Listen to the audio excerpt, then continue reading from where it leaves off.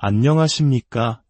오늘 우리는 시간의 강을 거슬러 올라가 약 2000년 전 갈릴리의 작은 마을 가나로 떠나보려 합니다. 그곳에서는 지금 막 기쁨과 설렘이 가득한 결혼잔치가 한창입니다. 웃음소리가 울려 퍼지고 음악이 흐르며 사람들은 새로운 시작을 축복하고 있습니다. 고대 이스라엘에서 결혼식은 단순히 하루 만에 끝나는 행사가 아니었습니다. 며칠 동안 이어지는 온 마을의 가장 큰 축제였죠. 그리고 이 축제의 중심에는 기쁨을 더하고 흥을 돋우는 포도주가 있었습니다. 오늘 우리가 함께 묵상할 말씀은 요한복음 2장 1절에서 11절입니다. 사흘째 되던 날 갈릴리 가나에 혼인잔치가 있어 예수의 어머니도 거기 계시고 예수와 그 제자들도 혼인잔치에 청함을 받았더니 포도주가 떨어진지라. 예수의 어머니가 예수에게 이르되 저들에게 포도주가 없다 하니 예수께서 이르시되 여자여 나와 무슨 상관이 있나이까. 내 때가 아직 이르지 아니하였나이다. 그의 어머니가 하인들에게 이르되 너희에게 무슨 말씀을 하시든지 그대로 하라 하니라. 거기에 유대인의 정결 예식을 따라 두세 통 드는 도랑알이 6이 놓여 있는지라. 예수께서 그들에게 이르시되 항아리에 물을 채우라 하신즉 아기까지 채우니 이제는 떠서 연회장에게 갖다 주라 하시매 갖다 주었더니 연회장은 물로 된 포도주를 맛보고도 어디서 났는지 알지 못하되 물떠온 하인들은 알더라. 연회장이 신랑을 불러 말하되 사람마다 먼저 좋은 포도주를 내고 취한 후에 낮은 것을 내거늘 그대는 지금까지 좋은 포도주를 두었도다 하니라. 예수께서 이 첫 표적을 갈릴리 가나에서 행하여 그의 영광을 나타내심에 제자들이 그를 믿으니라. 아멘. 이것은 하나님의 말씀입니다. 우리는 지금 예수님의 생에 인류 역사상 가장 깊은 영향을 끼친 한 분의 일대기를 따라가고 있습니다. 수많은 사건들 가운데 왜 우리는 이 작은 마을의 결혼식 이야기에 주목해야 할까요? 왜냐하면 요한복음이 분명히 밝히듯 이것은 단순한 기적이 아니라 예수님이 행하신 첫 번째 표적이기 때문입니다. 표적이란 그 자체를 넘어 더 깊은 무언가를 가리키는 손가락과 같습니다. 이 첫 번째 기적은 예수님이 누구시며 무엇을 위해 이 땅에 오셨는지 그리고 그분이 우리에게 주고자 하시는 것이 무엇인지를 함축적으로 보여주는 한편의 살아있는 비유와도 같습니다. 어떤 이들은 이렇게 생각할지도 모릅니다.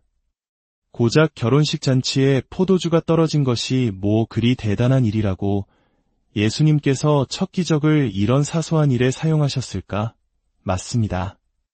물 위를 걷거나 죽은 자를 살리는 것에 비하면 어쩌면 지극히 평범하고 사소한 문제처럼 보입니다. 하지만 바로 그 점에 이야기의 위대함이 숨어 있습니다. 만약 누군가 예수님의 전기를 꾸며내려 했다면 첫 기적을 결코 이렇게 평범한 이야기로 만들지는 않았을 것입니다. 더 극적이고 더 위대한 사건으로 시작했겠죠.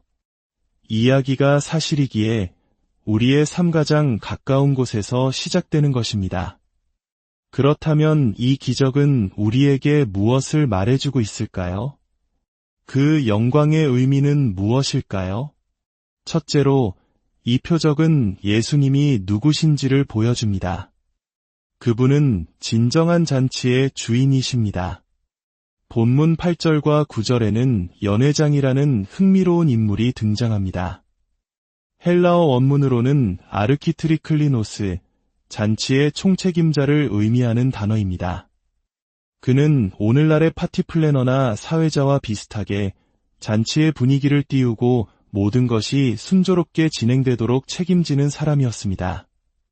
말하자면 그는 고용된 잔치의 흥을 돋우는 전문가였죠. 그런데 지금 이 잔치는 최대의 위기를 맞았습니다.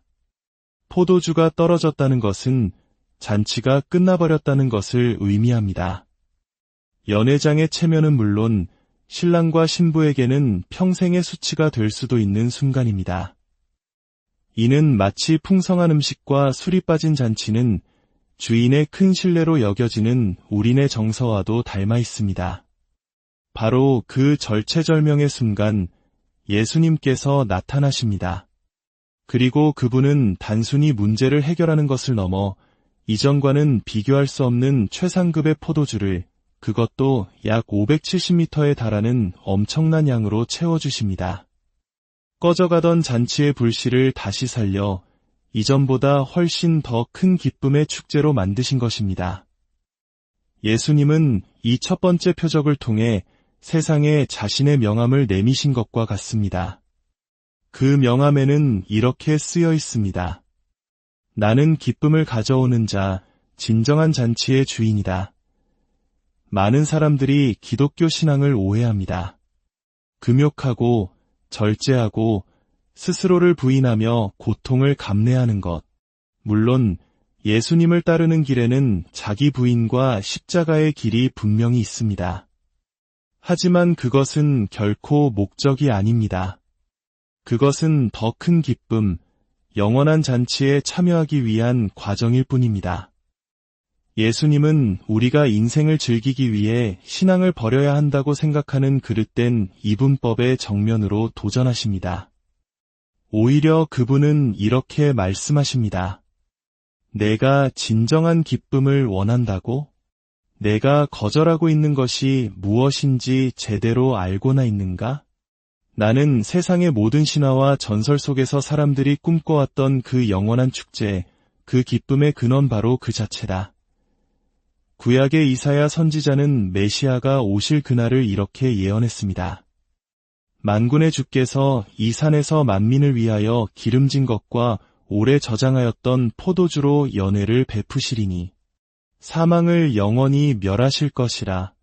주 하나님께서 모든 얼굴에서 눈물을 씻기시며 자기 백성의 수치를 온 천하에서 제하시리라. 예수님은 바로 그 예언의 성취로 오셨습니다.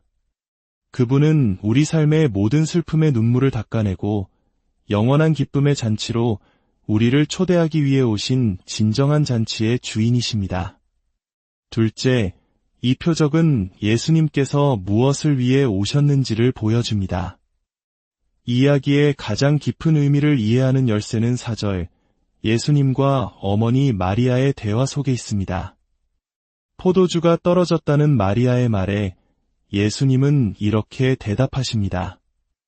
여자여, 그것이 나와 무슨 상관이 있나이까? 내 때가 아직 이르지 아니하였나이다. 얼핏 들으면 아들이 어머니에게 너무 무정하게 말하는 것처럼 들립니다. 또 포도주 문제와 자신의 때는 무슨 상관이 있는 걸까요?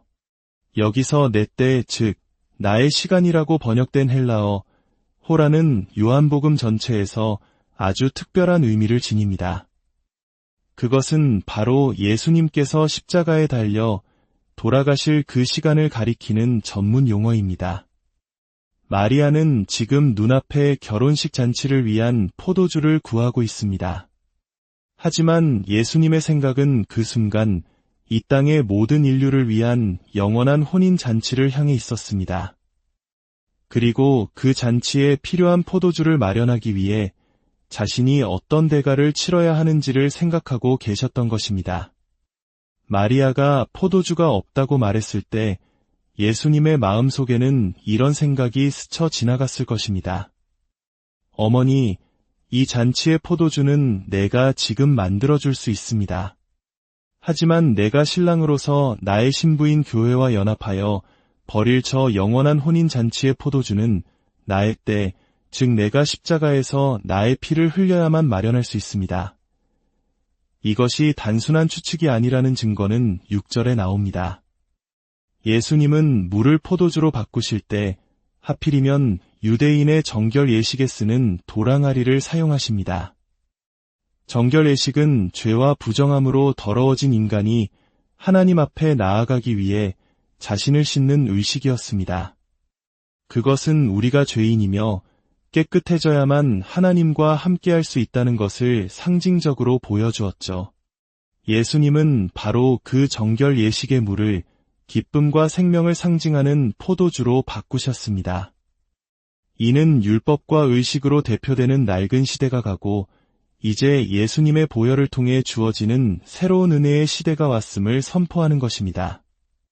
최후의 만찬에서 예수님은 포도주 잔을 드시며 말씀하셨습니다.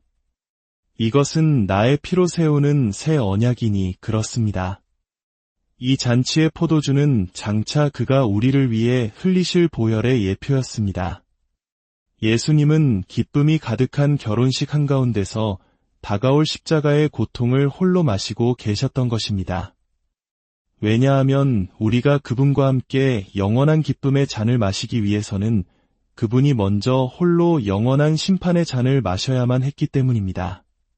그가 우리의 슬픔을 짊어지셨기에 우리는 기쁨을 얻고 그가 우리의 저주를 받으셨기에 우리는 축복을 누리게 된 것입니다. 이것이 바로 가나의 혼인잔치에 나타난 예수님의 영광입니다. 셋째, 이 표적은 예수님께서 우리에게 무엇을 주시는지를 보여줍니다. 그분은 우리에게 두 가지를 주십니다. 첫째는 강렬한 감각적 체험이고 둘째는 완전한 영접입니다. 성경은 왜 끊임없이 우리의 구원을 포도주나 잔치와 같은 감각적인 언어로 표현할까요? 시편 기자는 너희는 주의 선하심을 맛보아 알지어다 라고 노래합니다. 단순히 머리로 하나님은 선하시다고 아는 것을 넘어 그 선하심을 혀로 맛보듯 생생하게 체험하라고 권면하는 것입니다. 기독교 신앙은 단순히 몇 가지 교리를 믿고 일련의 규칙을 지키는 것이 아닙니다. 그것은 살아계신 하나님과의 인격적인 만남이며 그분의 사랑과 은혜, 능력과 거룩하심의 아름다움을 우리의 온 영혼으로 느끼고 경험하는 잔치에 초대받는 것입니다. 꿀이 달다는 사실을 이성적으로 아는 것과 실제로 꿀을 맛보았을 때 혀끝에 느껴지는 달콤함이 다르듯이 하나님의 사랑을 아는 것과 그 사랑을 실제로 체험하는 것은 전혀 다른 차원의 이야기입니다.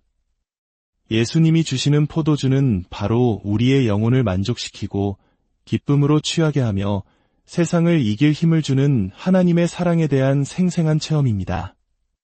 또한 예수님은 우리에게 완전한 영접을 약속하십니다. 그분은 자신을 신랑이라고 말씀하십니다. 그렇다면 우리는 누구일까요? 바로 그분의 신부입니다. 결혼식에서 가장 아름다운 순간 중 하나는 곱게 단장한 신부가 신랑을 향해 걸어오는 모습일 것입니다. 그 순간 신랑의 눈에는 세상 그 누구보다 아름답고 사랑스러운 신부의 모습만이 가득합니다. 예수님께서 감히 우리를 향해 나의 신부라고 부르실 때 그 안에는 이와 같은 의미가 담겨 있습니다. 나는 너에게 완전히 매혹되었다. 너의 모습에 내 마음을 온통 빼앗겼다. 나는 너를 향한 사랑과 기쁨을 주체할 수 없다. 이것이 바로 우리를 향한 신랑 되신 예수님의 마음입니다. 세상이 우리를 어떻게 평가하든 우리 스스로가 얼마나 부족하게 느껴지든 그분은 우리를 가장 아름다운 신부로 여기시며 완전한 사랑으로 영접해 주십니다. 이것이 바로 그가 주시는 값진 포도주입니다. 마지막으로 우리는 이 선물을 어떻게 받을 수 있을까요? 오늘 이야기 속에는 그 방법 또한 완벽한 그림으로 제시되어 있습니다. 두 가지만 하면 됩니다. 첫째, 우리에게는 포도주가 없다는 사실, 즉 우리의 텅 빔과 부족함을 인정하는 것입니다. 저는 괜찮습니다.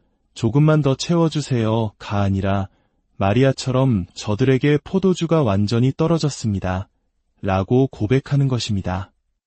우리의 힘으로는 참된 기쁨과 만족을 얻을 수 없는 텅 빈 존재임을 인정할 때 비로소 예수님께서 일하기 시작하십니다. 둘째, 어리숙한 신랑처럼 예수님께서 이루신 모든 공로를 나의 것으로 받아들이는 것입니다.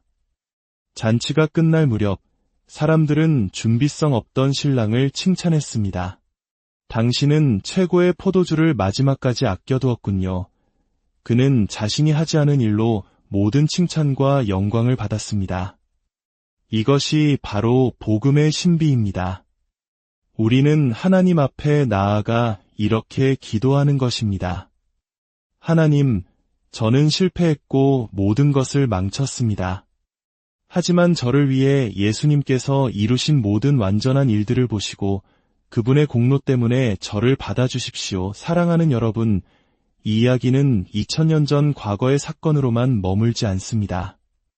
예수님은 우리의 아주 작은 문제에도 귀 기울이시는 분입니다. 체면이 깎일까 걱정하는 작은 고민까지도 그분께는 중요한 일입니다. 그분의 전능하신 능력을 당신의 삶에 초대하십시오. 때로는 하나님의 일하심이 이해되지 않을 때가 있습니다. 마리아처럼 무슨 말씀을 하시든지 그대로 하라는 믿음으로 그분의 때를 신뢰하며 순종하십시오. 혹시 세상의 결혼이나 인간관계에 대한 기대로 아파하고 실망하고 있다면 그 어떤 인간적인 사랑도 채울 수 없는 완전한 사랑으로 당신을 기다리시는 신랑 예수님을 바라보십시오. 그분 안에서 참된 위로와 만족을 발견하게 될 것입니다. 이 말씀이 여러분의 마음에 깊은 울림을 주었다면 좋아요와 구독을 통해 이 기쁨의 소식을 더 많은 이들과 함께 나누어 주시길 바랍니다. 하나님의 말씀을 전하는 모든 손길 위에 그분의 풍성한 은혜가 함께하기를 기도합니다. 예수님께서는 기쁨이 넘치는 잔치 속에서 다가올 슬픔의 잔을 홀로 마셨습니다. 이는 오늘날 슬픔 많은 세상을 살아가는 우리가 다가올 영원한 기쁨의 잔을 미리 맛보며 살아갈 수 있도록 하기 위함이었습니다. 그의 영광을 바라보십시오. 그리고 그를 온전히 믿으십시오. 함께 기도하겠습니다. 사랑의 하나님 아버지, 오늘 가나의 혼인 잔치 말씀을 통해 우리를 향한 당신의 놀라운 사랑과 계획을 보여주시니 감사합니다. 우리를 영원한 기쁨의 잔치로 초대하시는 진정한 잔치의 주인이신 예수님을 찬양합니다.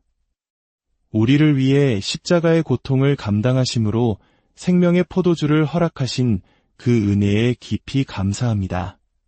주님, 우리 삶의 텅 빈 항아리 속에 찾아오셔서 세상이 줄 수 없는 기쁨과 만족으로 가득 채워주시옵소서. 당신의 선하심을 머리로만 아는 인생이 아니라 날마다 맛보아 아는 감격의 인생이 되게 하여 주시옵소서. 신랑 되신 주님 안에서 우리가 얼마나 사랑받는 존귀한 존재인지를 깨닫고 세상의 어떤 시련 속에서도 흔들리지 않는 믿음을 갖게 하소서. 이 모든 말씀, 우리를 사랑하시는 예수 그리스도의 이름으로 기도드립니다.